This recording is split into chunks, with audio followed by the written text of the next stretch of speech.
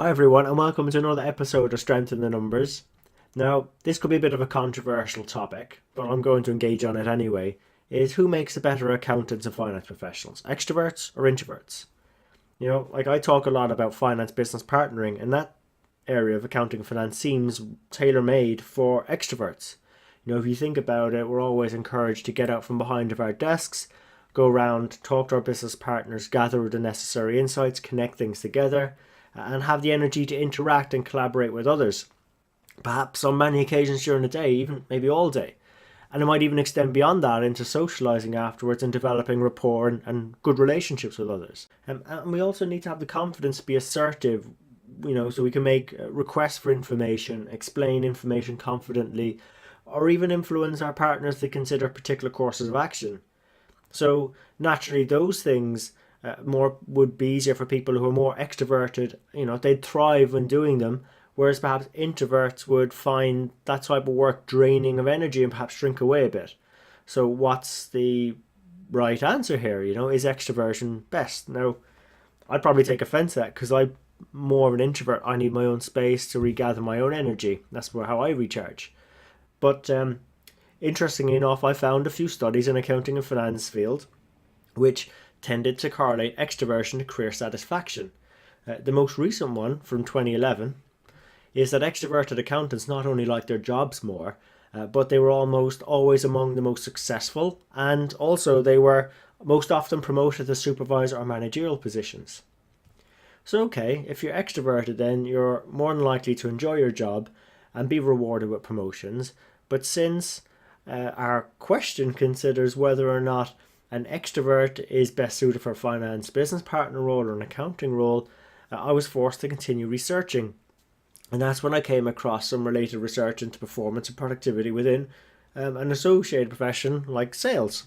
Now, why would the studies into sales department be relevant for us, Well, for a start, both professions actually involve moving people towards particular decisions.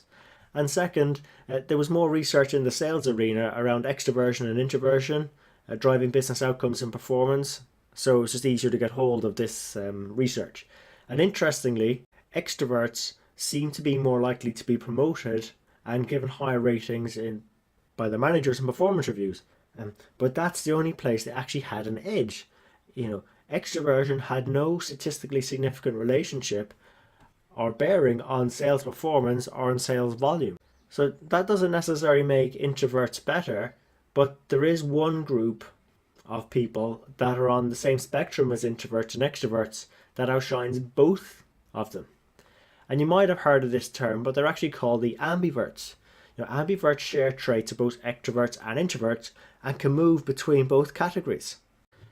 A 2013 study by Adam Grant analysed over 300 representatives at a call centre, and he asked them to fill out a personality test rating to rate themselves on a scale of 1 to 7, introversion to extroversion.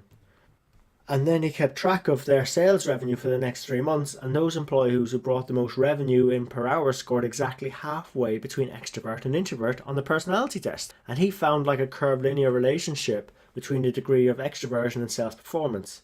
Performance peaked between 4 and 4.5, and sort of fell away as they became more introverted or more extroverted. And this is what Grant called the ambivert challenge.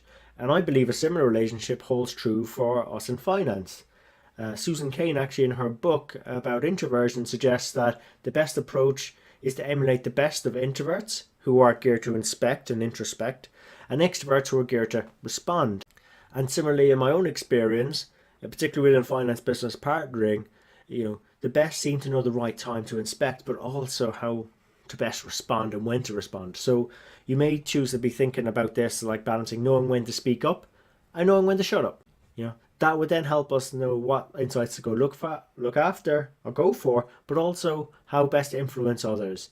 And getting that balance between holding a mirror up to the business, challenging them, asking the tough questions, maybe sitting in the middle of the table, brokering up the various points, linking them together, adding a few considered commercial overviews and some thoughtful financial angles to ultimately drive better outcomes for our partners and also their businesses.